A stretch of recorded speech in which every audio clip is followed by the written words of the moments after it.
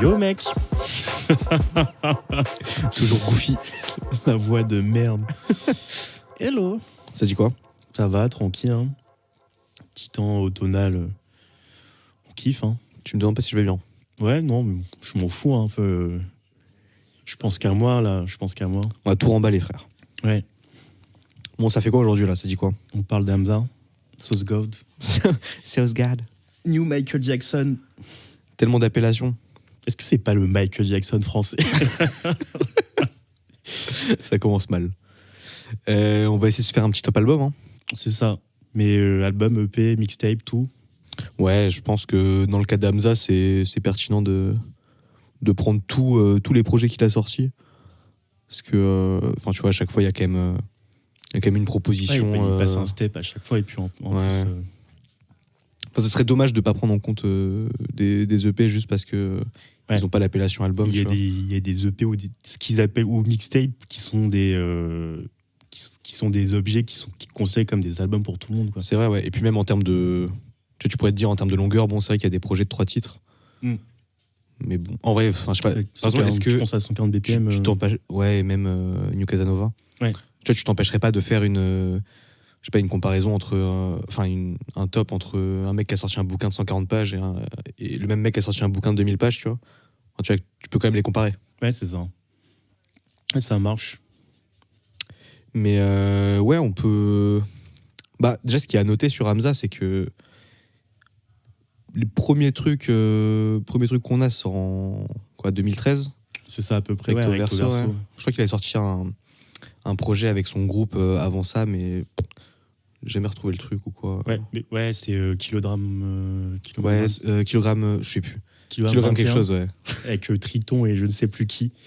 2 mecs perdus dans les limbes du rap francophone. Mais d'ailleurs, que ce soit Recto Verso et H24, sur Spotify, ça n'existe plus. Ouais, mais H24, ça a été supprimé il y a assez récemment, je crois.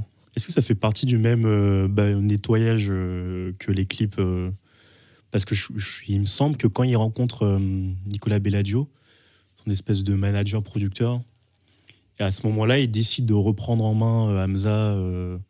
En gros, ils vont travailler sur tout, quoi, pour le faire passer un cap dans le rap. Tu penses que c'est pour ça que les clips ont été je crois que les clips, c'est une des explications, c'est qu'en mode, on va tout nettoyer et on va faire de toi une star. Tu vois, est-ce que j'ai une vraie info ou c'est une fake news? Okay. Je vais laisser les gens aller vérifier ça me paraît trop chelou. Mais c'est vrai que maintenant que tu le dis, les clips de H24 ont été supprimés. Même les clips de Zombie Life, je crois, ont été supprimés. Hein. Tout. Ouais. Je sais pas à quel moment il rencontre, mais c'est pas un des seuls à avoir où il rencontre un manager ou un producteur qui décide de travailler tout en termes d'image. Est-ce que c'est pas plutôt au moment où il signe chez Rec 118? Je crois, si, c'est à ce moment-là exactement. Okay. C'est quand ils font Just Woke Up, quand ils montent le label, c'est exactement pile à ce moment-là où tout va être nettoyé. Tout. Mais je sais pas si la non-présence de Recto Verso H24 c'est lié à ça ou pas.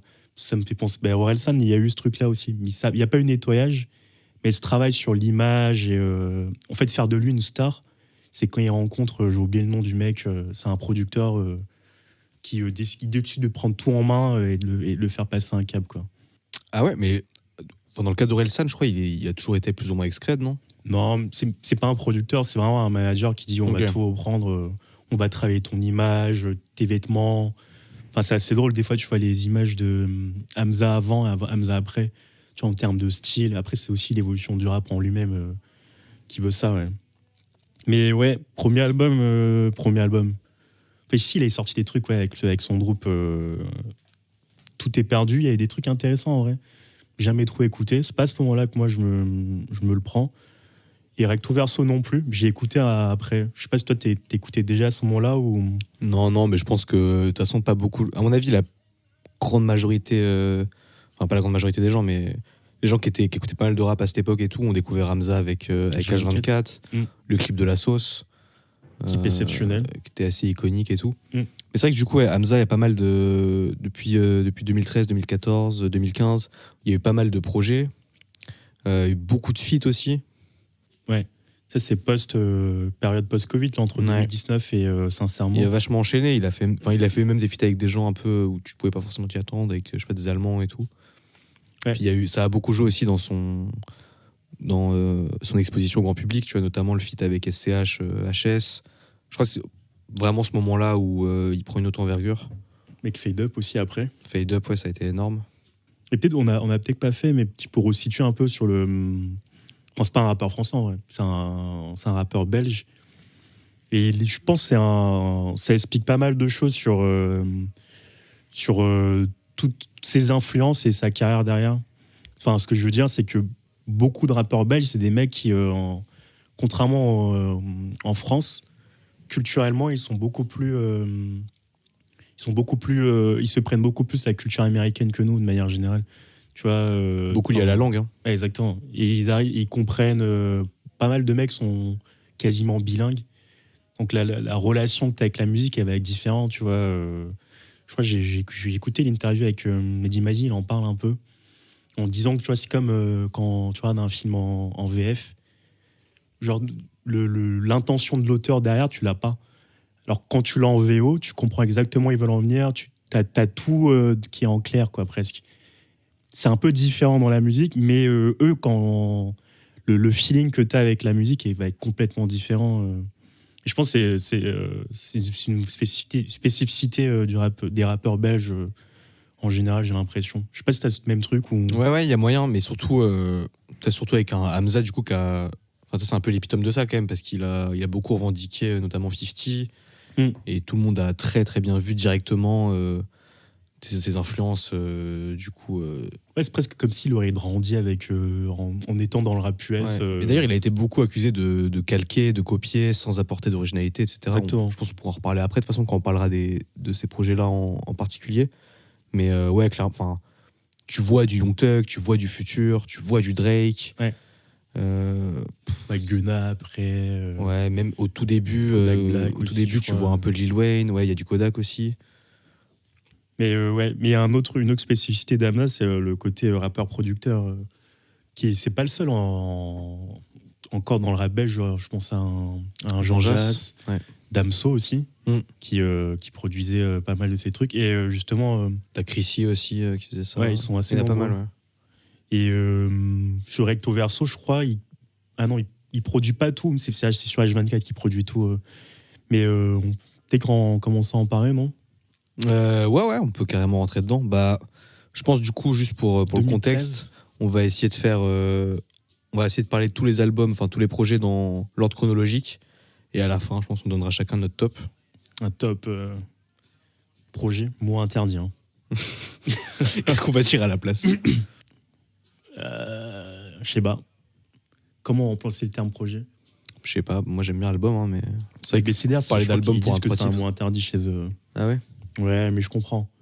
T'as un côté un peu capitalistique, tu vois, en mode. Genre, c'est un truc de marketeur. C'est un mot fourre-tout, quoi. On fait le projet album. Après, comment tu peux. Bon, bref, on s'en fout de toute façon.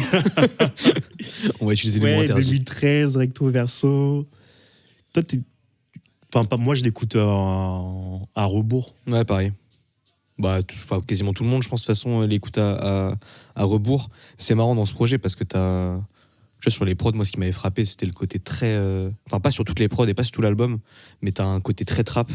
Ouais. Qui est presque même trop trap, tu vois. C'est l'année de la trap. Hein. Ouais. On parle de 2013, t'as le classique de Caris qui est sorti.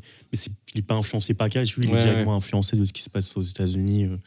Mais on entend beaucoup. Il y a des influences R&B aussi. En fait, il est en recherche d'une identité à ce moment-là encore. Bah, en fait, il y a un peu toute l'essence de ce que tu vas retrouver après. Hein, mais tout est déjà présent, en fait. Ouais. Mais c'est très brouillon encore, tu vois. C'est un projet que t'aimes bien ou... Non, c'est pas un projet que j'aime particulièrement. Mais c'est sale. J'adore Hamza, tu vois, mais là-dessus... En fait, c'est trop brouillon, tu vois. Même sur sa voix, tu sens que c'est pas... Je pense que quand je l'écoute quand même à l'époque, il y a des trucs qui me plaisent quand même. Tu vois, en fait, mais c'est un peu des albums où tu vas te faire ta propre playlist de 4-5 sons où tu as pioché dedans. C'est pas un truc que tu prends en entier comme un... C'est pas du tout abouti. Et puis il y a des trucs, enfin, aujourd'hui, c'est quasi inaudible, tu vois, c'est presque pas réécoutable. Il y a des trucs qui sont de mauvais goût, c'est... Ouais, et puis même, en fait, c'est horrible. C'est aussi un son qui, de manière générale, a pas parfaitement bien vieilli. Ouais. Et vu que lui, en plus, il y avait ce côté, cette patte un peu brouillonne, etc., ça a encore moins bien vieilli. Du coup, ce qui fait que l'écoute est vraiment parfois un peu dur de ce projet-là. Mais tu vois, je pense que c'est quand même, si t'aimes bien Hamza, faut quand même écouter ce projet, c'est intéressant. Puis il y a quand même des trucs intéressants à noter, tu vois, il y a notamment sur les prods. C'est assez marrant, tu vois, de retrouver comme ça Easily, plein de mecs que tu vas retrouver qui vont faire... toute la team, enfin, ils sont pas dedans, mais tu vois, Easily qui appartient au truc du sommet, et avec des mecs qui vont en fait faire le son, pas le son du rap, mais les hits français du rap. C'est ces mecs-là, genre le Motif, Junior, Chasse Beats. Enfin, c'est des mecs qui vont être hyper importants derrière dans le rap. Ouais. Mais tu vois, je serais curieux de savoir comment ils se connectent à ce moment-là. Bah, je pense que c'est parce qu'ils étaient producteurs aussi, tu vois. Et puis c'est pas de rang la Belgique. Ils disent tous un peu, tu vois, dans les interviews ou quoi, où ils se voyaient tous un peu de loin. Ils se connaissaient de plus ou moins. Et comme c'est pas une énorme scène, tout le monde a un regard un peu sur ce que font les autres. Et je pense que c'est ce qui a participé un peu à quand ils ont popé dans le rap. Quand en France, on s'est pris tous ces mecs-là. La grande mode des rappeurs belges, c'est lié au fait que les mecs étaient un peu dans leur coin et on se les prend tous en même temps, quoi. Ce que je veux dire n'a aucun sens, mais... Non, mais je vois totalement où tu veux en venir. Mais ouais, du coup, pour reparler du projet plus particulièrement, tu vois, moi, ce qui m'a... Enfin, je sais pas, j'avais vraiment parfois l'impression, du coup, c'est ce qui va être beaucoup dit sur lui aussi, tu vois, le côté calque, le côté pure copie sans originalité. Du coup, je pense qu'on pourra le nuancer après quand on parlera de H24 et de Zombie Life. Mais sur ce projet-là, pour le coup, la critique, elle est vraiment justifiée, tu vois. Où tu sens pas encore sa patte, tu sens pas son truc. Même si, tu vois, il y a déjà sa... Un truc important sur Hamza, c'est sa voix, quand même. Et enfin, il va, au fil des projets, etc., il va y avoir un travail de fou sur... il va y avoir un travail de fou sur la voix et... Tu vois, en fonction selon les albums, il va pas prendre les mêmes voix et ça montre c'est un peu ses différentes aires dans sa carrière. Ouais. Il y a beaucoup de choses qu'on va retrouver après, tu vois, son sens de la mélodie et toute la science du refrain qu'il a, ouais, c'est déjà présent, tu vois. C'est pas un truc à jeter parce qu'en fait ça permet de voir un peu ce qu'il va faire après et de comprendre un peu. En fait, ses influences tu les comprends direct à ce moment-là, tu vois. Puis il y a quand même des sons qui sont très sympas. Enfin, tu vois, moi, le son éponyme recto verso, franchement, est vraiment sympa. T'as le son Laisse-les parler aussi qui est cool. Moi, c'était Smoke and Drink qui m'a accroché. C'est marrant, avec son refrain en anglais là. C'est assez ouf, ouais. Mais du coup, tu sens déjà le potentiel du mec, tu vois. Enfin bon. Mais je voulais rebondir sur quand tu disais le côté calque. Je pense que c'est un truc un peu où presque tous les artistes sont obligés de passer par là. Dans le sens où c'est un exercice de style presque. Est-ce que je peux réussir à faire comme quelqu'un qui est déjà big? Est-ce que si j'y arrive si j'arrive à le reproduire, c'est qu'il y a peut-être un truc, enfin j'ai peut-être un talent, quoi.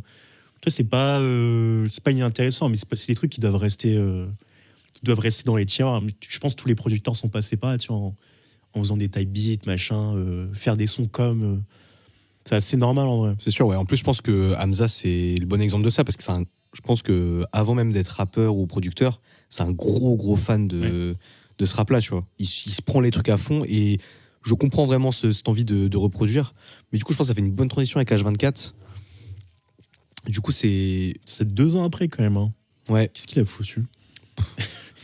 Mais il était quand même. Je crois qu'il l'a dit en interview que. Il s'est séparé. En gros, il y a un moment où il pouvait pas enregistrer, il était dans d'autres trucs, quoi. Okay. Et juste, il avait pas de moyens pour enregistrer.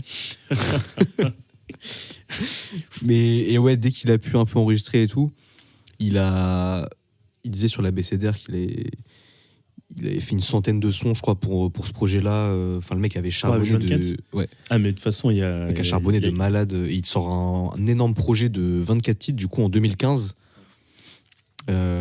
Grosse année pour le rap. Ouais, bah maintenant, comme je disais tout à l'heure, c'est un peu acté que c'est le second âge d'or du rap français, ouais. Et je trouve que, bizarrement, Hamza n'est pas tant cité que ça quand on parle de 2015 et des rappeurs qui marquent cette année-là et qui marquent les années après, tu vois. je trouve que Hamza est pas tant stylé que ça, parce que il perce pas vraiment en 2015. Il perce vraiment jamais. Hein. Enfin, si, il finit par percer avec les.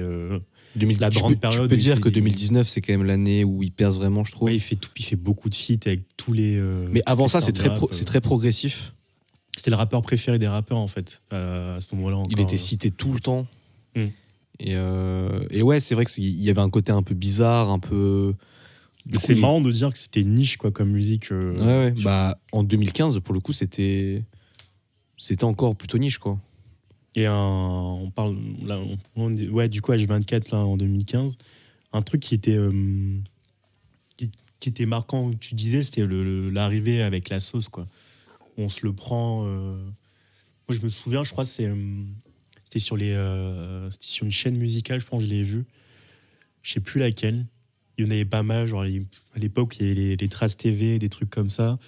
Et je vois le clip et je comprends rien. Tu sais, on dit pas mal ça avec dans le rap US, en parlant du rap US, c'est des rappeurs qui sont arrivés comme je pense à comment il s'appelle, Love Sosa, Chief Keef. Chief Keef. Tu sais, ce côté un peu shock value, c'est pas exactement ça, mais il y a un truc comme ça où tu te dis mais wesh, c'est un espèce de petit rebeu.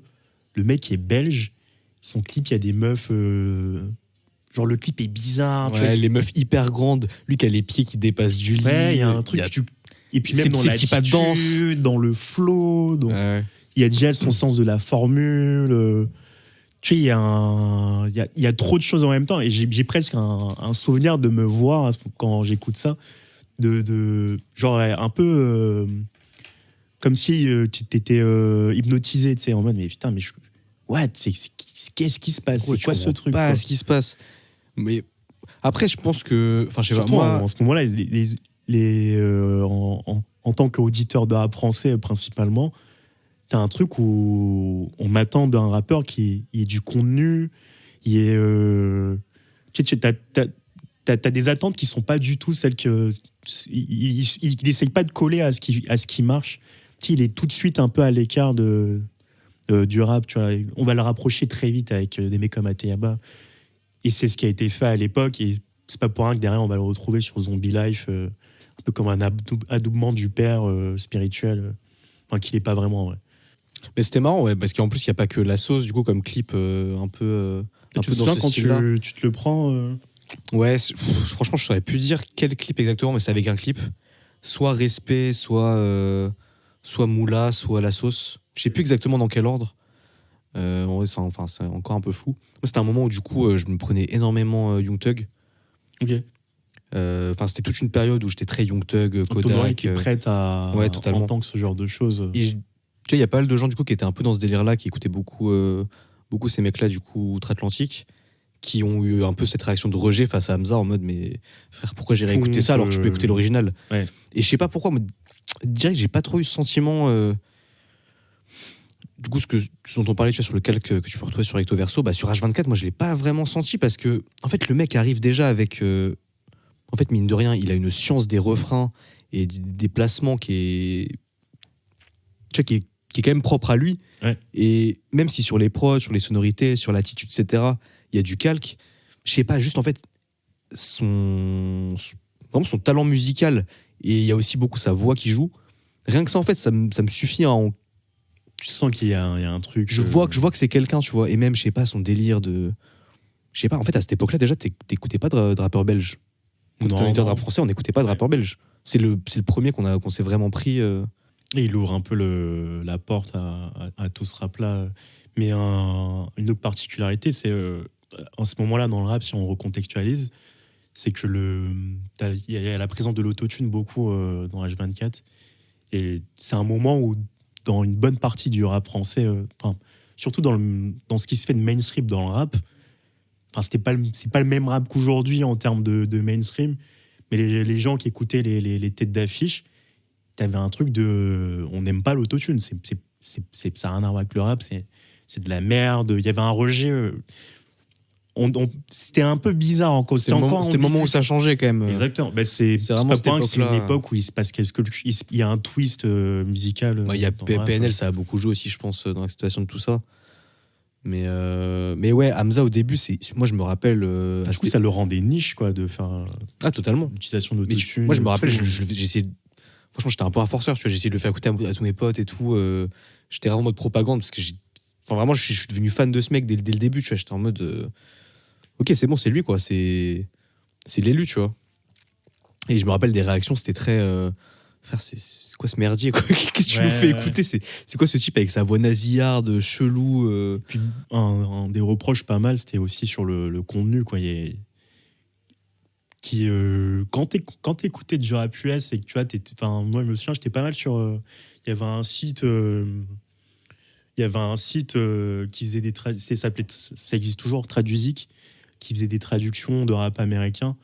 Et sur ce site-là, quand tu écoutais les rappeurs US de l'époque, ils disaient pas grand-chose, et c'était plus une espèce de vibe, une émotion.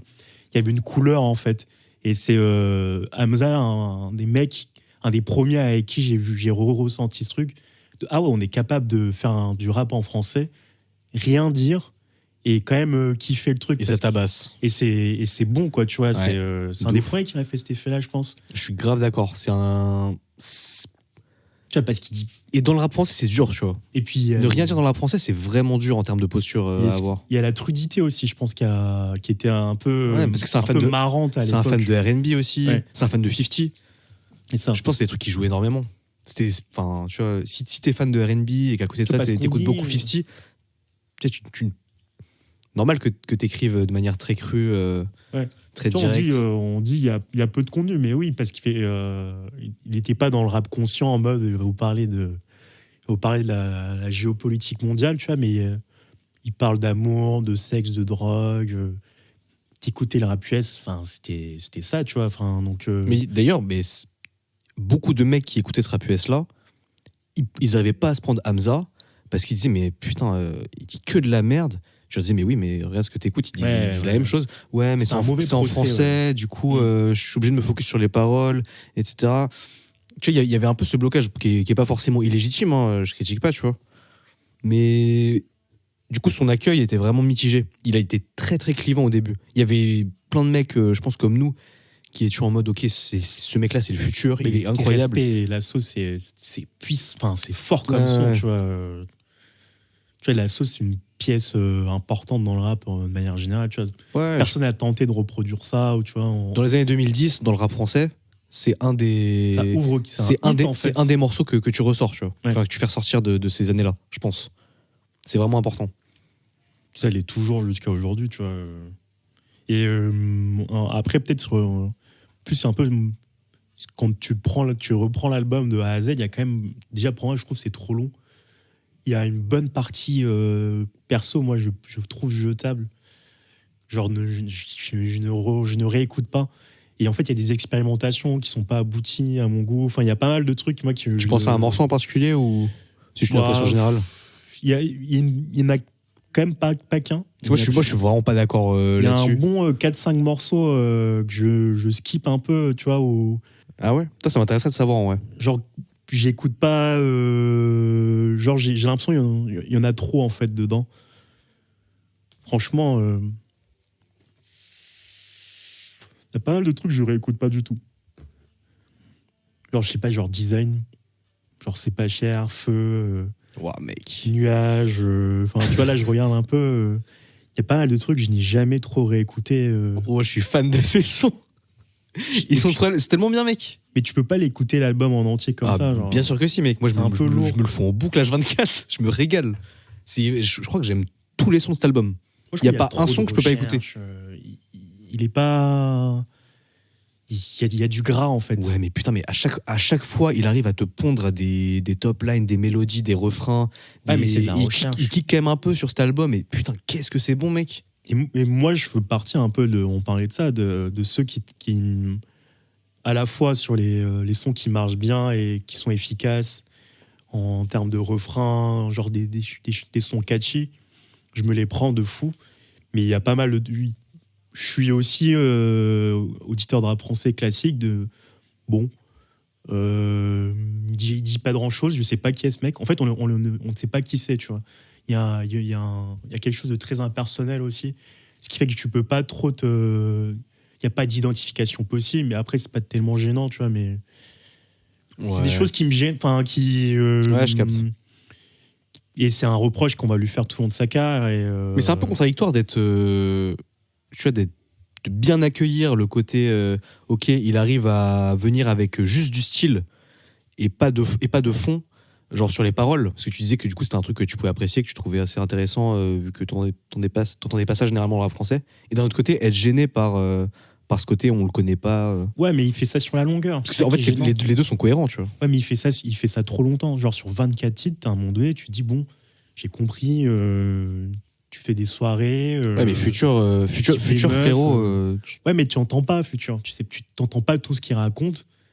Et du coup, ça te tient un peu plus, tu vois. Et puis même, tu dis Futur, j'écoute pas des albums entiers. Hein. Genre, tu les écoutes en mode en tant que bon étudiant. Tu te foutais pas des albums de Young Thug en entier, par exemple? Tu les laisses glisser, tu vois, mais c'est en musique de fond. Tu sais, c'est une atmosphère que ça va créer, tu vois. Mais se concentrer en mode, tu trouves pas un Génus à côté en mode j'ai écouté l'album d'Amza, tu vois. Ah, bien sûr. Mais il y avait un côté, mais ouais, je sais pas. Moi, il y avait un côté très kiffant, quoi. Pour moi, c'était, tu vois, moi qui étais aussi gros auditeur de rap français, même si je me prenais de ouf les trucs qu'on a cités auparavant, tu vois. Putain, il y avait un côté vraiment kiffant de juste tu bouges la tête, tu kiffes, tu te régales, quoi. Ouais, et musicalement, je trouve que ça tabassait. On n'entendait pas ça souvent. C'était bon, quoi. Ouais, mais t'étais quand même. Et puis, il y avait un côté, il était plus proche de nous, quand même. Oui, ok. Enfin, je sais pas. Puis c'est un Belge, il arrive avec toute son imagerie et tout. C'était bon, quoi. Il y a un côté où, si moi, je me sentais nourri, tu vois, sur pas mal de choses qui me plaisaient, tu vois, c'est des périodes où t'as des albums j'aimais bien aussi par Next Door, The Weeknd, et je retrouve un peu de ça chez lui.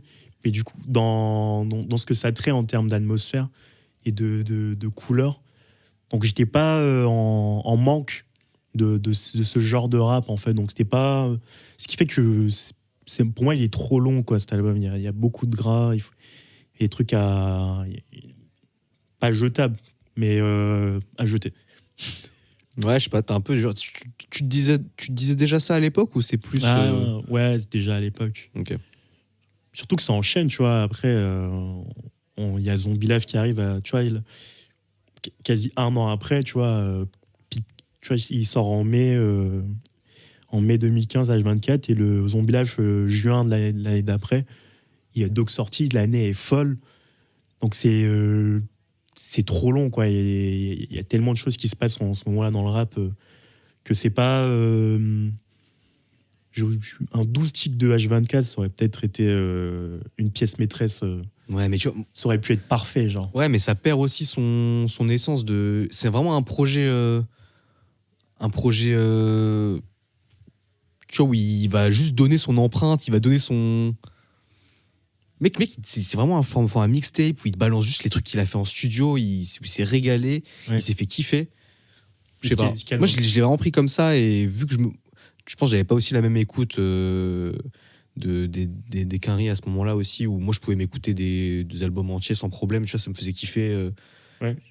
Je me tapais les albums de Young Thug et j'étais sur Genius à essayer de comprendre ce qu'il disait, tu vois, ce Young Thug qui était incompréhensible. Mais du coup, c'est vrai que ça m'a pas... ce format-là m'a pas choqué. Et en plus, musicalement, à peu près tout me parlait en vrai. Et puis c'est pas forcément un moment où... comment dire... Je pense que c'est aussi à ce moment-là où dans le rap, il y a un retour de la pièce album, je pense. Genre, les gens vont vraiment écouter... où on va vraiment essayer de prendre les albums de A à Z, tu vois, parce que il y a un petit biais, tu vois, c'est que les plateformes ne sont pas grosses comme aujourd'hui. C'est pile à un moment de transition. Et avant, il y a le disque est mort. En tant qu'auditeur, on est beaucoup encore... on écoute les trucs sur YouTube, on pirate de fou, on télécharge les trucs à moitié, t'as peut-être pas tout. Tu vois, en tant que... T'as un truc un peu sale dans l'écoute, t'as pas ton album là de A à Z, sauf si t'avais de la thune, quoi, ou tes parents qui te payaient ton abonnement iTunes ou je sais pas quoi. Après, je pouvais télécharger. Tu Je téléchargeais les albums. Mais il fallait avoir un bon téléphone, mec. Avec assez de. Moi, je sais que pas en 2015. Je téléchargeais tout sur l'ordi, je m'écoute ça chez moi après les cours. Tu te baladais pas avec, tu vois. J'avais quelques sons sur mon Tu faisais ta petite sélection parfaite en mode ça c'est bon pour mon mois. On dirait des anciens de fou, quoi. Non, mais tu vois, mais c'est important. Je trouve quand les plateformes arrivent et que ça devient accessible de se payer un abonnement. Ouais, ça change beaucoup. L'écoute va être différente et c'est à ce moment-là que c'est en train de changer, tu vois. Du coup, ouais, Zombie Life après en 2016. Ouais, Big aussi. Moi, je me le prends énormément aussi. Même pas Big pour moi, ouais, c'est énorme. C'est le meilleur album d'Hamza, mec, je te le dis direct. Ouais, on en parlera plus tard. Mais c'est maintenant. Mais c'est top album, tu vois, d'Hamza. Ouais. Et même de la période, je trouve que c'est incroyable. Enfin, je pense que je le mets aussi en top 1. Mais pour moi, ça se tape aussi avec H24. Ok. En termes de... Parce que je les kiffe pas vraiment pour les mêmes raisons, tu vois. Parce que sur... je sais pas, en fait, sur Zombie Life, t'as un côté... où je trouve vraiment le côté musicien d'Hamza, il est tellement parlant sur cet album. Il produit quasi tous les sons. Hein. Mec, il est dans une maîtrise des mélodies, des prods. Les prods, en fait, ce qui marque la grosse différence, c'est la qualité des prods. Je suis même pas sûr. Je sais pas s'il produit tous les sons. Non, il produit pas tout, je crois. Mais en tout cas, il est en coprod. Il est très présent sur l'album. Il est très présent en prod et il est en coprod aussi sur quelques sons. Enfin. Ouais, il y a un step sur les productions. Et puis, je trouve. Tu le sens énormément. Et sur les mélodies, en plus, il s'est vachement amélioré. Il y a une autotune qui est encore plus poussée. Et à cette époque-là, je sais pas, ça sonne trop bien, en fait. Ouais. Mais là, je pense on est tellement prêt pour accueillir ça, quoi. C'est un peu pour moi l'album définitif du premier Hamza. Genre, quand je dis premier Hamza, c'est le Hamza qui est très influencé par ce qui se fait aux États-Unis. Donc, on disait Young Thug. Il y a des gens qui entendent du Travis. Moi, je suis pas trop. Je le raccroche pas tellement. Moi, c'est pas Travis auquel je vraiment, j'entends des. Drake, t'as vraiment des trucs où c'est presque. Et Drake, en plus, ça se vérifie dans ce qu'il fait après, tu vois. Ouais, le mec qui te lâche un album, un petit EP dancehall. C'est ça. Mais c'est pour ça que je dis, pour moi, la rupture, elle a pas une rupture, mais il y a un deuxième Hamza qui arrive avec New Casanova après. Mais là, sur le Zombie Life, t'es pas d'accord ? Je suis pas trop d'accord en vrai. Parce fait, vas-y, je vais essayer de finir mon argument. C'est que pour moi, jusqu'à Zombie Life, ce qu'il a essayé de faire avant, il arrive au bout de ça, à la fois dans ce qu'il raconte et dans les productions, dans les influences qui sont très présentes à ce moment-là. Donc, le R&B, le rap US de cette époque-là. Il arrive et le côté un peu trash aussi. C'est pas, en fait, il y a un truc, le Hamza un peu pas de rang public, quoi. Il était un peu crade. Qui parle de chatte, qui parle crûment de. Ça te fait rire, on dirait un gamin. Le mec dit beat. Oh. Non, mais tu vois, ce côté cru qu'il y a dans sa musique, je trouve que c'est à ce moment-là où il y a. Les gens qui sont pris la baffe de H24 et des autres des précédents projets. Là, on a une première pièce qui nous satisfait totalement. Tu vois, t'es heureux en fait. Et il y a presque aucun déchet parce que dans la longueur que moi je lui reproche dans H24, cette fois-ci il y a des feats et ça. Tous les feats ont une putain de valeur ajoutée. Ouais. Et c'est marrant. Du coup, sur les feats, c'est vraiment marrant parce que tu retrouves Damso, tu retrouves Joke. T'as un Américain qui s'appelle Bilabi aussi. Ouais. C'est marrant, hein, tu vois, le Damso Joke, je trouve que c'est tellement cohérent avec ce Hamza-là. Ouais. T'as vraiment un truc où tu comprends dans quoi il s'inscrit. T'as le côté t'as le côté avec le rap belge. Je pense c'est une époque où ils passaient beaucoup de temps en studio, je pense, ensemble, Hamza et Damso. Je crois qu'ils étaient assez proches. Et le rapprochement avec Joke à l'époque, ultra cohérent. Tu dis Damso, il le dit lui-même en disant quand on lui demande avec qui c'est le plus facile de Oui, c'est vrai, faire des morceaux, il dit Damso. c'est avec Damso, tu vois. Parce que les deux, ils ont ce truc de rappeur-producteur. Et je pense qu'ils sont à peu près de la même génération, ils ont les mêmes références. Damso, pareil, il est un des mecs. C'est des Belges, je pense qu'ils se voyaient aussi, tu vois. Oui. Il devait s'apercevoir. Un des mecs qui les influençait pas mal, c'était 50 Cent aussi. Tu vois, je pense qu'ils se comprennent dans tout, en fait. Donc c'est assez ouf. Ils ont vraiment un rapport au départ à la musique qui est assez proche, je suis d'accord. Et un des aspects intéressants là, de cet album-là, qui m'avait frappé aussi, c'est. Et qu'en même temps, dans le rap français arrivé, c'est la top line. Tu sais, c'est un peu à ce moment-là tout le monde se transforme en producteur, en mode ouais, les top lines, machin et tout. Et je pense qu'il fait partie des mecs qui amènent ce truc d'avoir un mot, une phrase, un gimmick qui porte un son. Et il est hyper fort là-dedans, tu vois. Le travail mélodique dans Zombie Life est exceptionnel. Enfin, pour moi, il maîtrise totalement son truc, quoi. Tu sais, il y a presque le début d'une recette Hamza, tu vois, parce que c'est abouti.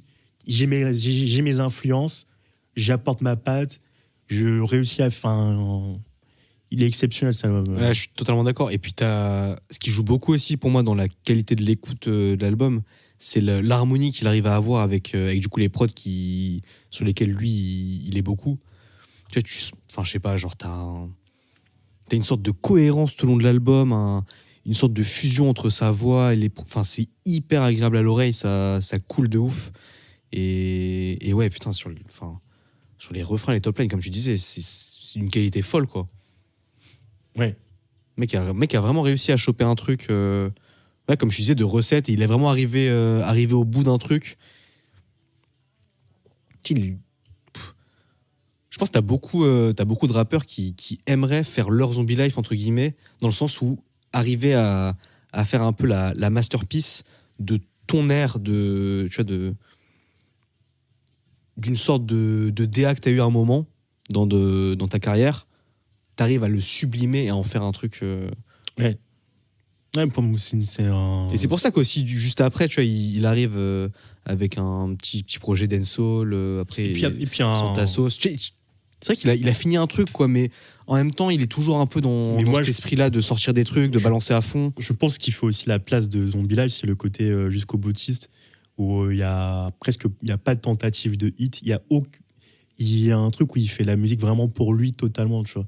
Et je pense, après, c'est pour ça que pour moi, il y a une rupture, c'est que derrière, tu sens qu'il veut passer un step dans le rap et élargir son public. Et c'est un mec qui, pour lui, c'est important pour avoir une place presque dans l'histoire, il faut être connu de tout le monde, en fait. Tu vois. Et j'ai l'impression que c'est ce qu'il va chercher derrière. Ouais, je trouve qu'il le cherche beaucoup avec 94, mais les deux trucs qui sortent après, du coup, New Casanova et le Santa Sauce, je vois moins ce truc-là.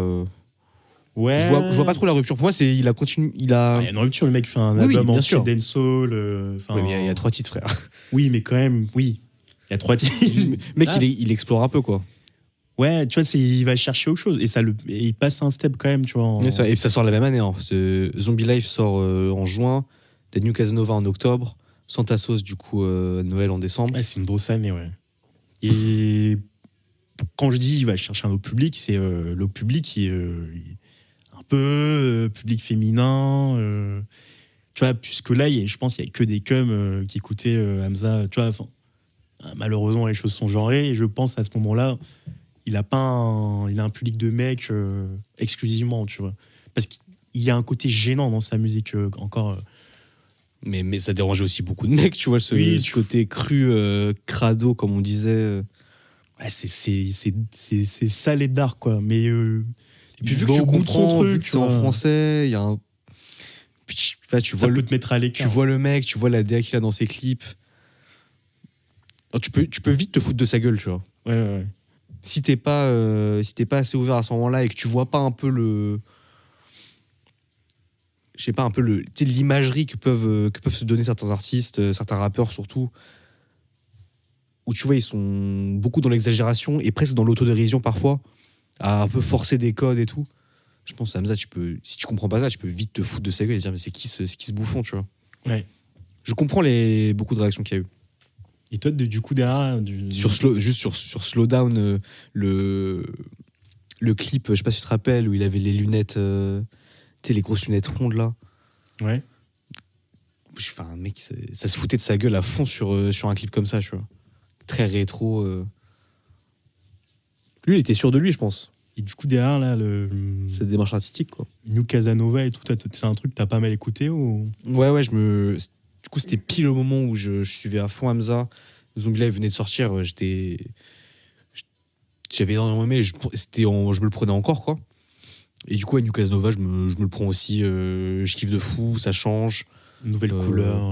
Puis en plus, dans le rap français, à ce moment-là, personne va explorer les trucs dancehall. Bah, t'as le côté Drake là qui plane peut-être derrière. Oui, carrément. Mais dans le rap français, du coup, c'était un truc.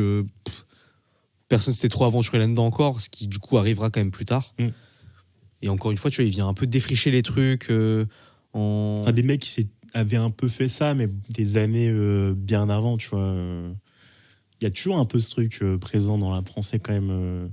Des influences afro-caribéennes, ça a toujours été un peu présent. C'est pas mais ça a jamais atteint forcément un grand public. Ouais, bon après, même New Casanova, ça atteint pas un grand public non plus. Non, mais ça ouvre, mais ça élargit. C'est marrant, ça veut dire beaucoup aussi de lui de sortir ce petit EP, 3 titres. Enfin, je dis 3 titres, mais je dis de mémoire 3 titres, hein, mais. Ouais.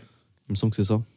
Puis derrière, la même année, du coup, le mec enchaîne entre juin, le Zombie Live, en 2016, octobre 2016, New Casanova, décembre 2016, Santa Sauce. Ouais, qui était du coup album surprise. En réveillon de Noël. Donc j'avais bien kiffé. Et puis pareil, aussi toujours dans ces grosses inspi Quinry et tout. Peut-être pas exactement les mêmes personnes, tu vois. Il y avait un peu un truc... je pense qu'il y a Yachty qui a pas mal joué aussi. Je pense que c'est pris Yachty. Okay. Il a dû se prendre les Lucifer, à mon avis. Enfin, à mon avis, c'est des trucs qu'on jouait. Et pareil, il continue, moi je trouve, à élargir un peu son spectre musical. Tu vois, il tente des nouvelles couleurs. Genre Soivé, il y a un côté un peu presque suite de New Casanova. Puis moi, c'est un truc que j'ai jamais trop écouté. Hein. Ah ouais? Jamais trop écouté. Tu vois, il y a pas, c'est pas quelque chose d'important. Enfin, pour moi, dans la discographie d'Hamza, c'est pas un projet que je trouve vraiment important. Bah rétrospectivement, ouais, mais moi, quand je me remets à l'époque. J'étais un Doberman, j'étais là, dès que Hamza sortait un truc, je me le mangeais, tu vois. Directement, il y avait même pas trop de réflexion et tout, et c'est des trucs qui m'ont fait kiffer quand même, tu vois. Ok. De toute façon, je me suis quand même pas mal pris. Il y a des bons petits sons, et le projet était pas si court que ça. Ouais, c'était cool. Et puis j'aimais bien aussi l'entendre sur des choses qui étaient moins calquées sur les mêmes trucs qu'avant. Enfin, qui était moins inspiré des mêmes trucs qu'avant. Il tente, mais c'est ça qui est intéressant aussi avec lui, c'est son... Et puis, il s'adapte aussi au rap américain qui aussi se développe et propose d'autres choses. Et c'est quelqu'un qui est très... c'est un passionné, tu vois, il écoute un peu tout et il entend une nouvelle chose, c'est ce qu'on va le voir après derrière, quand il sort les projets 140 BPM, c'est un mec qui aime la musique en général et qui a envie de faire... il sent un truc, ça le plaît, c'était que ça se trouve c'était la musique qu'il écoutait à ce moment-là, il s'était pris une claque. C'est sûr, ouais. Il s'est dit moi je ferai aussi un album. Il se régale en studio, tu vois. Je pense que c'est un mec qui s'amuse beaucoup aussi en studio. Ouais, en plus c'est un côté cadeau, tu vois, la veille de Noël, c'est un projet un peu particulier, je tente des choses, tenez, joli cadeau. et ouais, du coup après il y a quand même un gros shift. Avec 1994, qui sort du coup à peu près un an après, en 2017, en octobre. Toi, t'en as pensé quoi à ce moment-là de 1994 quand il le sort? Un peu en contradiction, j'ai l'impression, de beaucoup de gens. C'est un projet qui m'a pas beaucoup plu la première écoute. Il y a moins de choses qui me parlaient dedans. Tu vois, pareil, il y a moins de choses qui me plaisent, mais il y a des nouvelles choses qui arrivent. Quand je parle de nouvelles choses, je parle de... c'est un album où il va parler...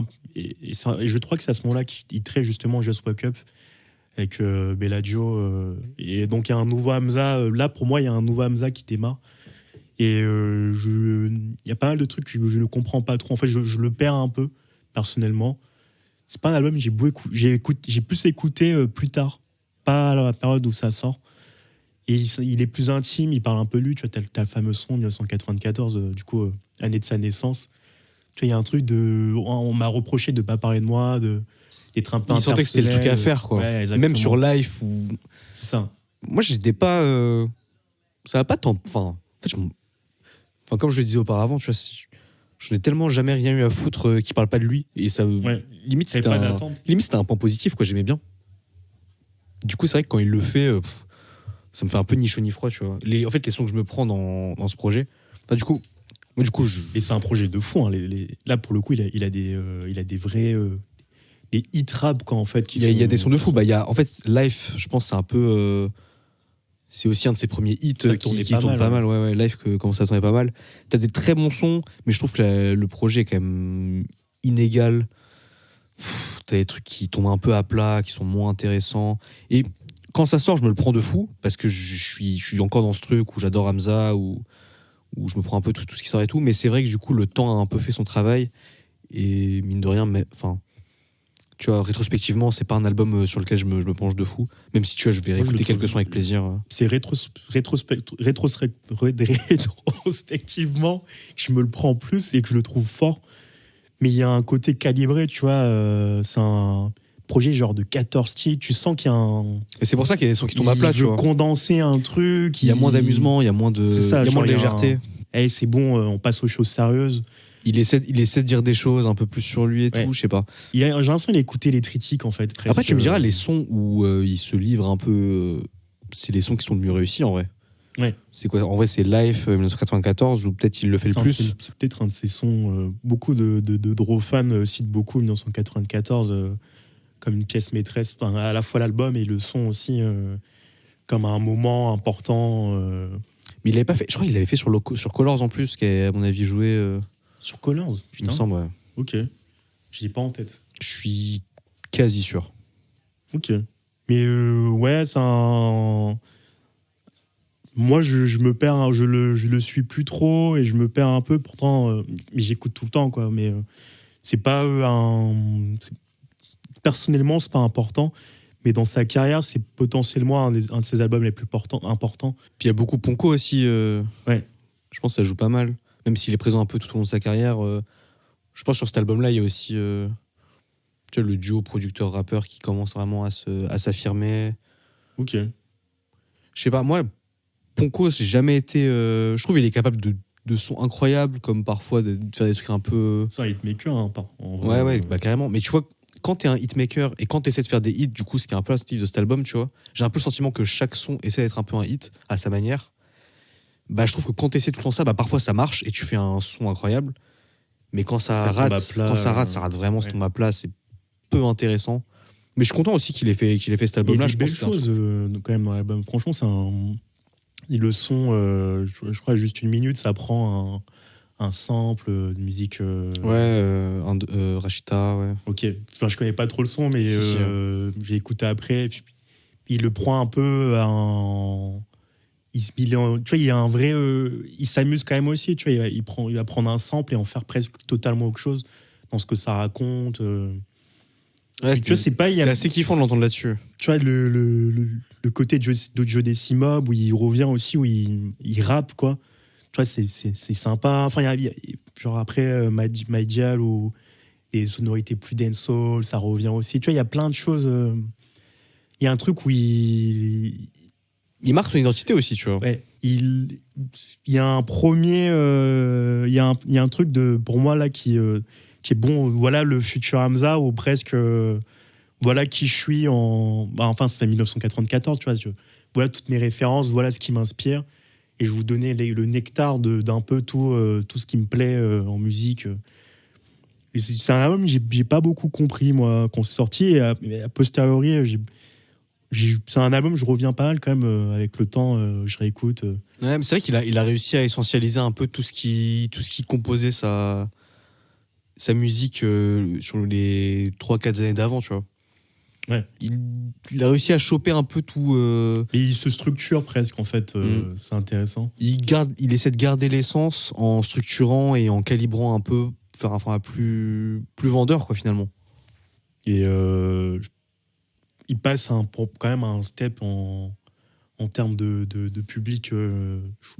Ça commence à s'élargir. Et là, pour le coup, c'est un moment où il a une vraie fanbase qui se consolide. Et puis, du coup, c'est un moment où. Tu vois, c'est un peu un effet qu'on a pu voir avec plusieurs rappeurs. Ce truc où t'as un album vraiment solide, qui marche bien, qui consolide une fanbase, comme tu dis. Et du coup, t'as l'album qui vient après a une grosse hype. Grâce justement à cette fanbase qui s'est consolidée. Et là, ça se vérifie de ouf. Il y a une attente. Du coup, il te sort son album Paradise en 2019. Qui est, du coup, je crois, officiellement son premier vrai album. Ah ouais, si en mode album studio conçu comme tel. Parce que 1994, je crois, il le market en mode mixtape. Ça comment dire, ça a l'identité du mixtape dans le sens où il y a plein de choses différentes. On n'essaye pas de construire un truc. C'est un peu bizarre, c'est un peu bâtard comme terme, surtout pour 1994. Il y a quand même une cohérence, c'est bizarre. Bah ouais, mais rien que tu regardes l'intro, tu regardes l'outro. Ouais. C'est compliqué de pas le considérer comme un album, tu vois. Mais du coup, ouais, c'est vrai, grosse attente sur Paradise. Il y a eu pas mal de promos. Et tu sentais que même. Il n'y avait pas que son public qui attendait l'album, quoi. Il commençait à faire parler de lui. C'est quelqu'un qui a une place dans le rap, hein, qui commence à être important dans. Et puis dans c'est aussi un moment où t'as HS qui est sorti avec SCH en extrait de l'album. Enfin, je sais plus si c'était en extrait ou si c'était avant. Il y avait le clip et tout, en mode single.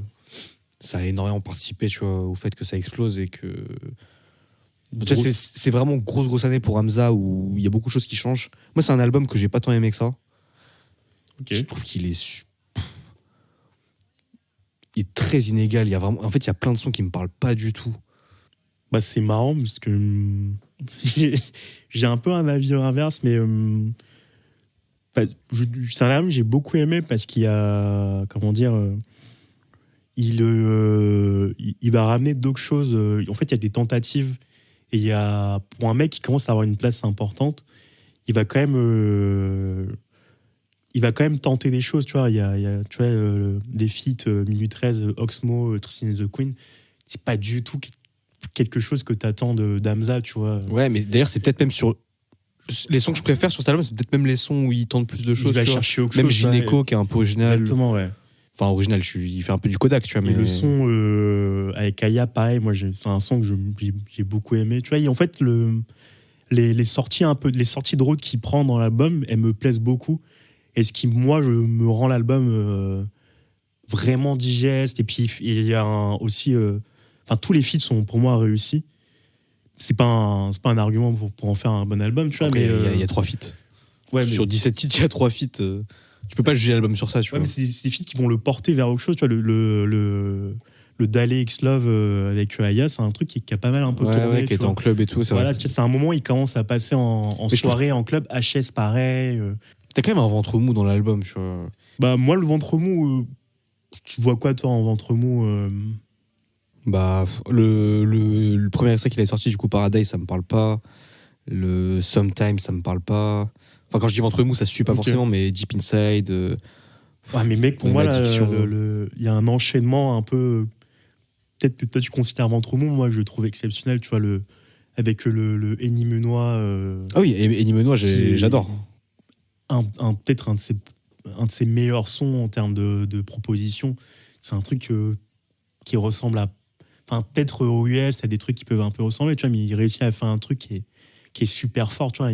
Ça rentre dans la tête, t'as le gimmick, t'as le. Ça tourne en rond. Il y a un côté un peu futur, je trouve, dedans. C'est peut-être même le son qui représente le mieux l'album, je trouve.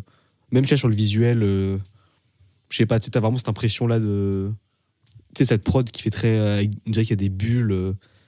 Ouais, mais un autre truc aussi, peut-être dans cet album-là par rapport aux autres, c'est sur les productions. Il va chercher d'autres personnes. C'est peut-être aussi ça qui peut dérouter, peut-être. Mais moi, j'ai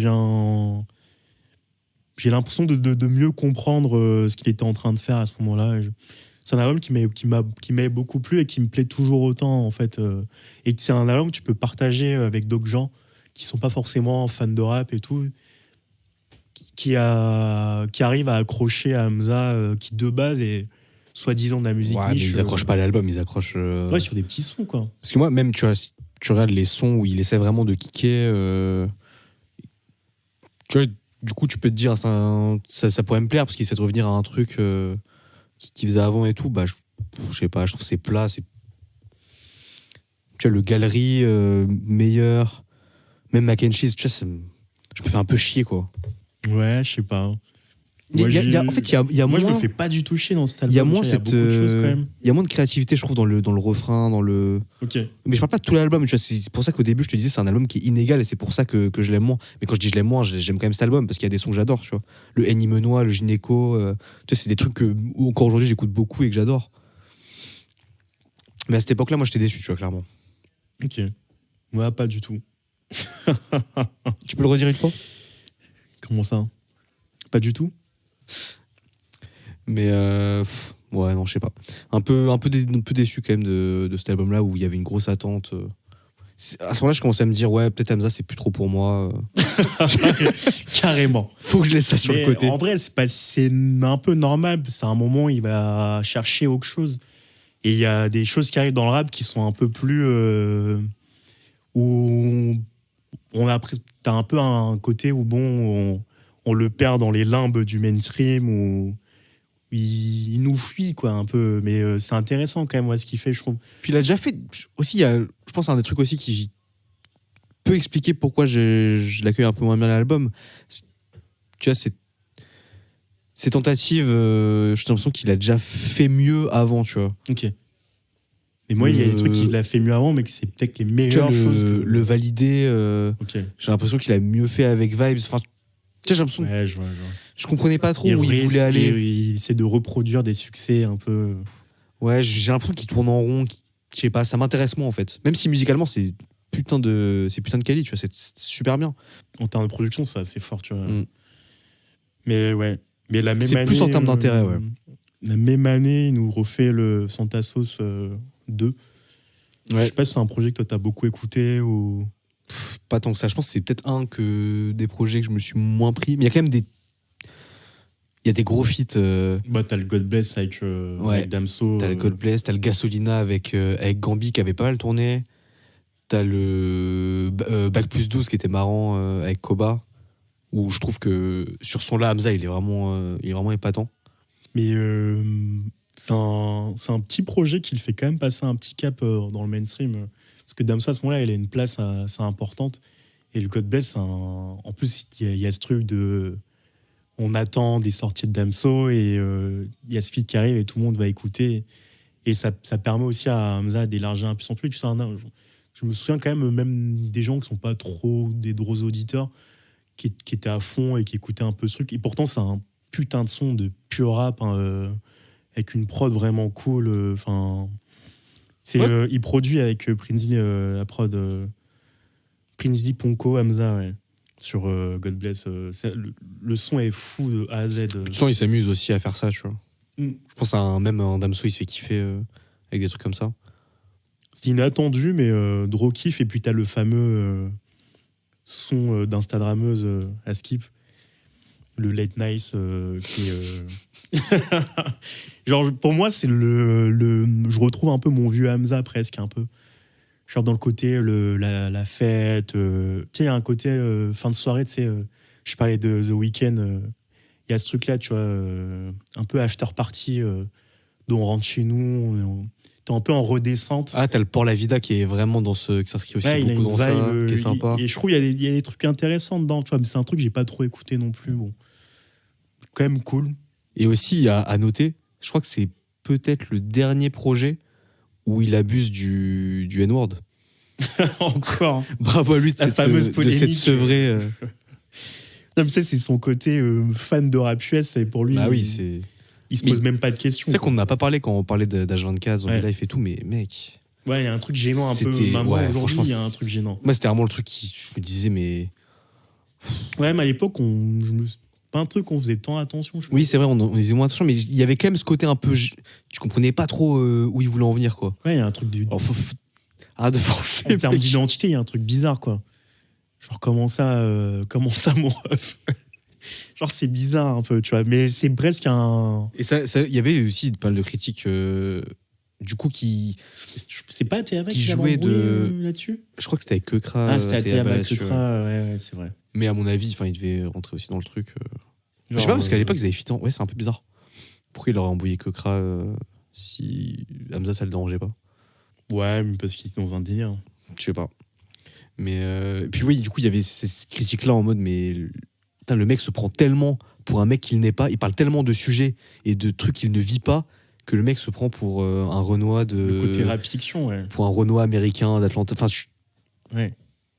Il y a c'est quelque chose qu'on n'a pas trop parlé jusque-là, c'est le côté fictionnel un peu dans sa musique. Genre juste, c'est pas un mec qui raconte vraiment, on sait pas à quel point il raconte vraiment des choses qui vit ou... Ouais, sur les premiers, tu peux te douter que c'est pas exactement sa vie, je pense. Genre la sauce en mode c'est un big drug dealer, tu vois, non. Un putain de narco. Tu vois, il y a un truc. Mais surtout qu'on sortait des périodes de rap où le côté street cred, authenticité était très important à la fois chez les auditeurs et chez les rappeurs, tu vois. On était encore dans cette époque où on interdisait aux rappeurs de s'inventer une life, tu vois. À ce moment-là, c'est là où ça saute. Il a beaucoup participé à ce changement. Ouais, avec SH aussi, qui ont un peu décloisonné ce. Même, t'avais Laylo au même moment, mais du coup, qui a pas vraiment percé à ce moment-là. C'est un peu en décalage. Oui, c'est vrai. Mais Laylo. Mais c'est grâce à des mecs comme lui que Laylo a pu. Et parce qu'il a ses premiers projets, c'est à peu près au même moment que Hamza, Laylo, tu vois. Un peu en décalé, c'est quand même un peu plus tard, mais c'est à peu près la même chose, tu vois. Ouais. Mais derrière, après le son Tassos, c'est 140 BPM qui sort. Donc du coup, là, période Covid, on a raté ce fameux projet commun qui ne verra jamais le jour entre SCH et Hamza. Ils avaient prévu une date d'ailleurs, enfin ils avaient prévu une tournée, il me semble. Enfin, en gros, le truc est complètement disparu. Mais peut-être pour le mieux, on ne saura jamais.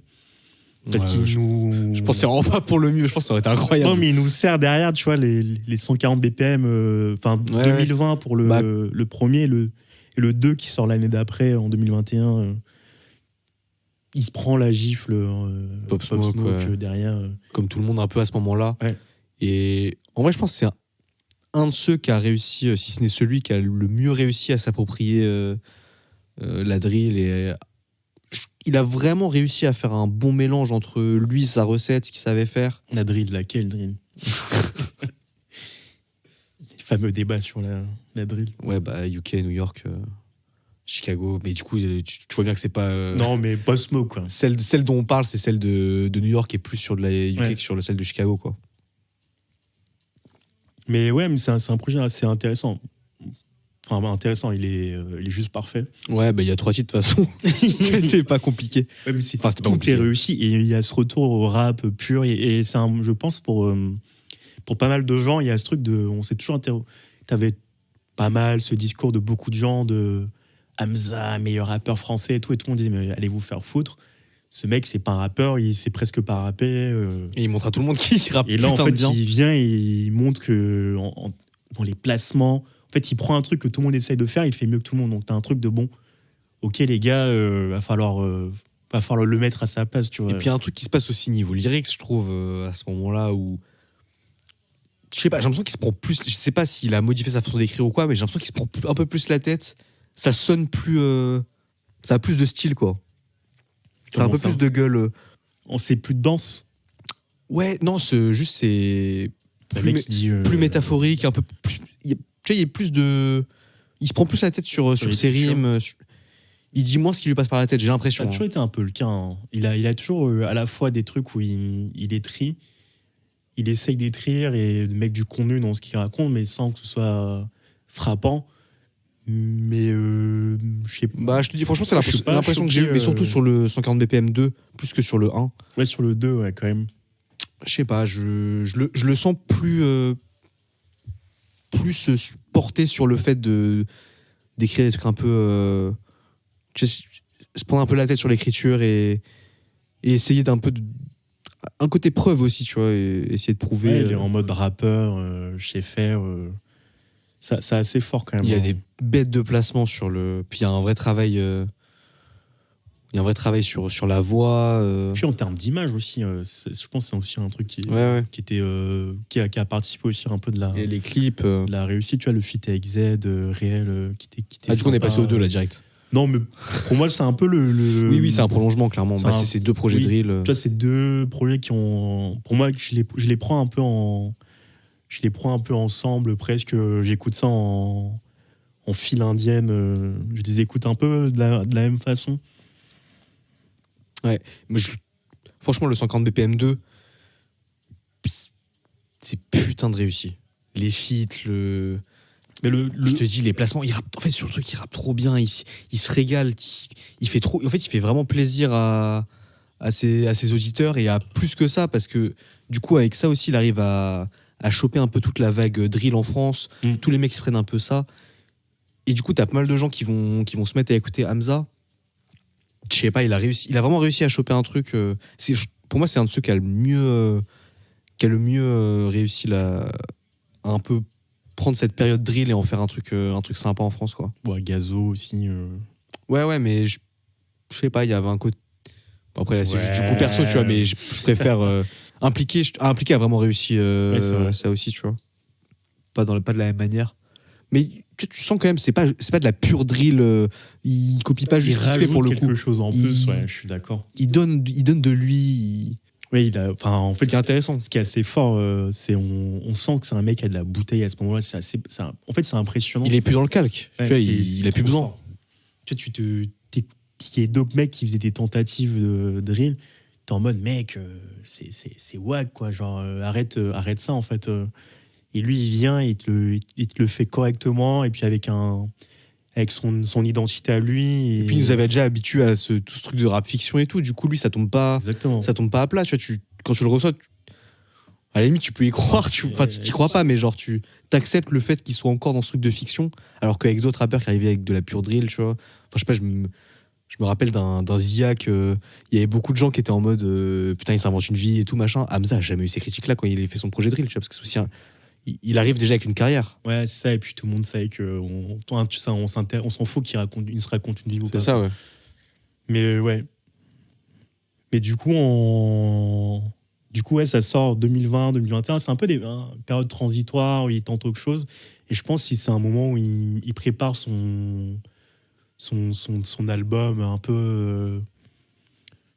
Qui a l'air, en fait, presque un peu son côté. Il y a un côté, moi, j'ai trouvé un peu à la PNL, genre Deux Frères, un peu mood de dernier album. Le Sincèrement ? Ouais. Qui arrive du coup en 2023, février. Et tu vois, sincèrement, tu vois, c'est en mode. C'est la fin de quelque chose. Tu vois, la fin d'une lettre, quoi. Ouais, c'est ça. Et est-ce que c'est pour juste faire le rapprochement avec. Est-ce que c'est pour parce qu'il a kiffé un peu peut-être ce que faisait Drake, tu vois, Honestly Nevermind, c'est un peu la même chose. Je sais pas si ça veut dire la même chose. Honestly Nevermind. Non ? Tu crois que tu traduis comment ? Honestly Nevermind ? Ouais. Bah, honnêtement, peu importe, quoi. Ah, c'est pas un truc Ah, ok, ouais. Non, je me suis fait un délire. Non, je crois pas que ce soit un truc mais c'est peut-être sur la cover qui m'a fait penser à ça, tu vois, parce qu'il y a un côté take care et tout dans... Oui, bah rien que dans les couleurs, déjà. Ouais. Enfin, ouais, non. Ok. Mais album, quand il y a ce côté pièce définitive, j'ai l'impression il y a tout le Hamza du début à la fin, quoi. Et en termes de production... Il a réussi à tout prendre de sa carrière. Tout. Ouais. Il a fait une putain de synthèse et il arrive encore à apporter des choses. Tu sais, je sais pas s'il arrive tant à apporter des choses, mais j'ai l'impression qu'il a fait peut-être les meilleurs sons en termes de production et de construction de sons.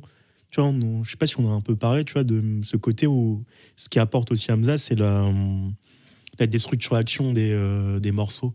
Où c'est pas couplet refrain. Ouais, c'est un peu imprévisible. intro, outro. Enfin, tu vois, il déstructure complètement les projets. Puis ça rentre aussi dans son côté, ce qu'on disait avant. Rap tu vois, US. Bah, je pensais plus, oui, mais totalement. Sur ses influences, il faisait ça de ouf, tu vois. Le Young Thug a grave participé, même Kodak de fou.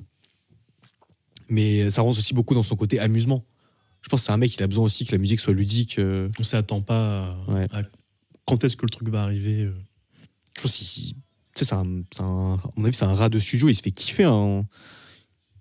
Il aime bien s'amuser, quoi. Mais puis quand je dis il apporte des choses, tu vois, je sais pas, tu vois, le Coding 19. Ouais. Je trouve qu'il avait jamais encore réussi à calibrer à ce point-là. Mais là, j'ai l'impression que pour moi, c'est un peu le Hamza définitif presque. Ouais. Le son est trop. Il y a tout dans ce que moi j'avais adoré dans Zombie Life qui est présent dans le son presque en genre pressé. Il y a un truc vraiment. En plus, c'est net. Genre c'est. Ouais, c'est ça. Moi, j'aime bien aussi j'aime bien ce Hamza un peu récemment. Propre de fou. On retrouve, c'est un truc qu'on n'a pas dit, 140 BPM, mais j'ai bien aimé le fait de retrouver sa voix plus brute. Ok. Tu vois, que tu avais pu perdre avant et que, tu vois, quand tu t'étais pris H24, c'était un truc qui manquait, qui pouvait te manquer un peu, tu vois. Et un des trucs aussi où tu sens qu'il essaye il essaye vraiment de produire un album définitif, c'est comme beaucoup d'albums importants dans le rap, il y a ce côté rappeur et avec un producteur, ce qui permet d'avoir une forme de cohérence, tu vois. Enfin, Val a fait ça avec Sizi.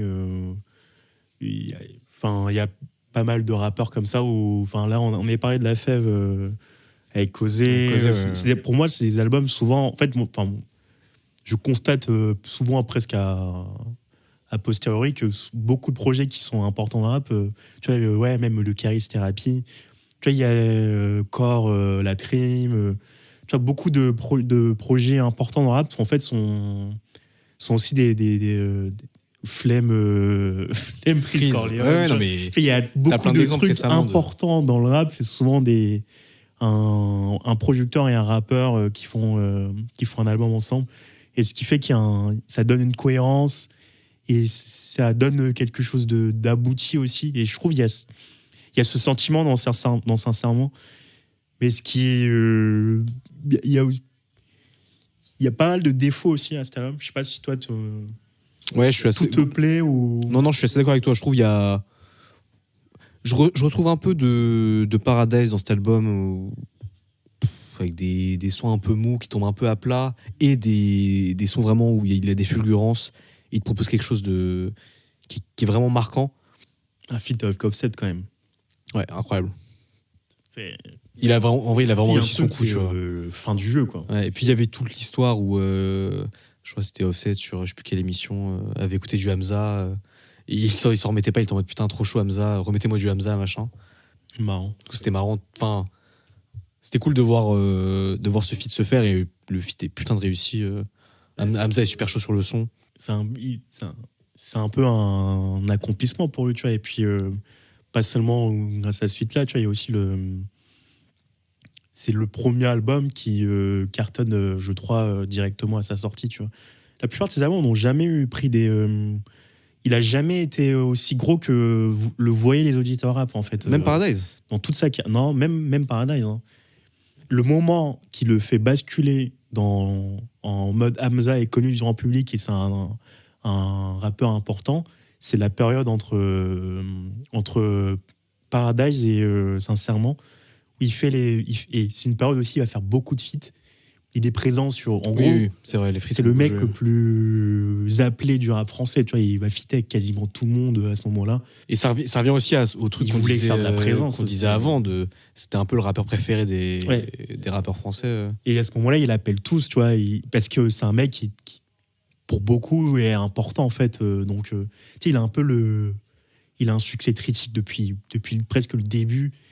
Il a jamais donc il a une place importante et on lui rend un peu enfin tout le monde l'appelle pour soit lui rendre quelque chose, soit parce qu'en fait le mec est trop fort, il a un sens des mélodies et de faire des sons qui accrochent tout de suite. Assez. Enfin, il est doué, quoi, en fait. Ouais, c'est un mec. Il a la science de la musique, mec. Il comprend cette musique-là. Il comprend même ses influences. Tu vois, tu sens que c'est vraiment des trucs qu'il a bien digérés. Puis il a une créativité énorme, quoi. Ouais. Mais ouais, je sais pas si on parlait de un peu ce que les défauts de l'album qu'on trouvait. Bah, en fait, c'est la même chose que pour Paradise. En plus, c'est un Atteint Santé 2, tu vois, il y a un truc qui me saoule, moi, là-dedans. Ouais, parce que, ouais, tu sens le truc qui veut passer en radio et tout. Il y a des sons, j'ai peu d'intérêt pour eux, tu vois, le WWE. Ouais. Il y a des trucs vraiment qui m'ennuient, quoi. Okay. Et je trouve qu'il aurait mérité de pas être là. Après, c'est un goût perso, tu vois. Putain, le Nocif avec Damso aussi, un peu décevant. Après, c'est vrai que Hamza a toujours aussi aimé mettre pas mal de sons dans le projet, un peu essayer de régaler tout le monde, faire des trucs un peu différents. Ce qui, en soi, est pas. Enfin, c'est un peu toujours ce qu'il a aimé faire, quoi. Donc, mais en vrai, ça me dérange pas fondamentalement, mais du coup, c'est pas un no-skip, quoi. Je me mets pas l'album en boucle. Ouais, c'est vrai. Mais ce qu'il y a de bon dans l'album est excellent. Ouais, je suis d'accord. C'est pour moi moi c'est presque l'album que je lui souhaitais, plus que j'attendais. C'est pas l'album que il y a beaucoup de trucs comme tu dis qui ennuient, et puis même tu vois le feat avec Damso, il y a un truc bon. Tu préfères presque le son de base à ce qu'ils ont essayé de faire, tu vois, et puis tu sens que ils l'ont pas fait en disant que ça va être un hit. Ils disent qu'ils se sont fait plaisir et tout. En même temps, tu sais quand même que potentiellement le truc va être gros, machin. Puis bah, tu la vois très bien, de toute façon, la méta de reprise de ce genre de hit. Moi, ça me dérange pas tant que ça, tu vois. Non, je m'en fous. Juste, je trouve pas que le son soit très réussi. Non, mais tu vois, il y a un truc un peu attendu, et puis il n'y a pas de travail vraiment presque sur le sample ou quoi. C'est un peu bon. Un peu tu bosses plus, quoi. Enfin, je sais pas. C'est une dinguerie de dire ça. Non, mais surtout que je sais pas de musique, je suis personne, mec. Mais tu vois, il y a un côté où, ouais, je sais pas. Je trouve pas le mot. Il aurait. Enfin, bref. Bah, faut que tu m'aides là. Je peux pas trouver à ta place. Non, mais c'est un peu. Ouais, c'est paresseux. Tu vois, il y a pas mal de trucs que je trouve paresseux. Tu détestes ce mec, c'est une dinguerie. Non, mais tu vas rentrer dans la. Le coup de Nocif, c'est paresseux, tu vois, t'es obligé de le dire. Tu vois, je suis pas producteur ni rien, tu vois, mais il y a un truc paresseux où. Bon, en fait, c'est par rapport à la personne aussi que t'as des attentes. Mais ça va aussi avec leur truc de. Ils s'amusent, enfin, tu vois. Ouais, non, mais on leur en veut pas. Ils s'amusent en studio. On n'est pas. J'ai l'impression que tu pas de la musique énormément. Non, mais non. Mais il y a pas mal de trucs comme, tu vois, même le Attention 2, pareil, c'est paresseux. On dirait que c'est le même en. Tu fais une partie 2, tu vois, on dirait que tu fais une suite juste pour faire une suite, parce que tu sais que ça marche. Tu vois, même le feat avec CK, il est vraiment cool, mais bon, on a déjà vu. Tu t'es déjà dans le Kokoro. Ah ouais, j'aime bien celui-là. Il est sympa, mais tu l'as déjà fait, en fait. Il y a pas mal de trucs comme ça dans l'album. Ouais, mais tu sais, aussi, je pense, Hamza, sa démarche, c'est aussi il a compris un peu sa fanbase et son public. Il a compris qu'il y avait des gens qui l'aimaient pour un certain type de son et qui l'aimaient pas pour forcément tous les autres sons, et qu'il avait plusieurs publics au sein de son public. Et mais c'est calibré, du coup. Il y a toujours un peu ce truc, je pense, d'essayer de faire plaisir à tout le monde. Et quand tu veux plaire, c'est le meilleur manière de se rater. Tu vois. Là, l'album n'est pas du tout raté, mais. Non, c'est un putain d'album, c'est un très bon album. Et puis, il est à sa place maintenant, et puis ça a super bien marché. Bah, je pense que de toute façon, maintenant, grâce à cet album et à toute sa carrière, tu vois, du coup, là, ça fait quand même une bonne rétrospective. On voit un peu l'évolution. En vrai, maintenant, c'est une des grosses têtes d'affiche du rap francophone. Dans le rap. C'est une des plus grosses têtes d'affiche. Ouais. Enfin, tu vois, je vois pas de mec qui est bien au-dessus de lui. Il y a des mecs qui vendent plus. Mais quand tu dresses le paysage du rap francophone mainstream en ce moment, bah t'as Hamza maintenant, quoi. Ouais. C'est un des mecs les plus importants, ouais, c'est sûr. Peut-être, on finit sur le top. Ouais, je pense, hein. Tout ça pour ça. Tu donnes le tien. Tu commences par la fin ou le début? Je commence par la fin. Moi, j'ai fait l'inverse. Du coup, ça fait 11 en 11 tout. projets, ouais. Ouais. 11e Recto Verso, 10e Santa Sauce 2, 9e New Casanova, 8e Paradise, 7e Santa Sauce, 6e 1994, 5e 140 BPM, 4e Sincèrement, 3e 140 BPM 2, 2e H24 et 1er Zombie Life. Ok. Je me justifie après. Est-ce qu'il y a des choses... Ah. Ok. Vas-y, moi, je vais faire l'inverse. En 1, c'est peut-être entendu, Zombie Life. Après, Paradise. 3, Sincèrement. 4, 5, 140 BPM. Le premier, bon. Et 140 BPM 2. 6, H24. 7, 1994. 8, Santa Sauce 2. 9, New Casanova. 10, Santa Sauce. 11, Recto Verso. Recto Verso en dernier, bon. On a le même premier, le même deuxième. Enfin, le même dernier, pardon. Même premier, même dernier. Parce qu'il n'y a pas de débat en vrai. C'est juste sur le. Bah, s'il y a débat. Le corps de. Moi, Zombie Life, j'étais pas sûr de le mettre en premier, tu vois. Ouais, moi, c'est la place de Sincèrement, je savais pas trop.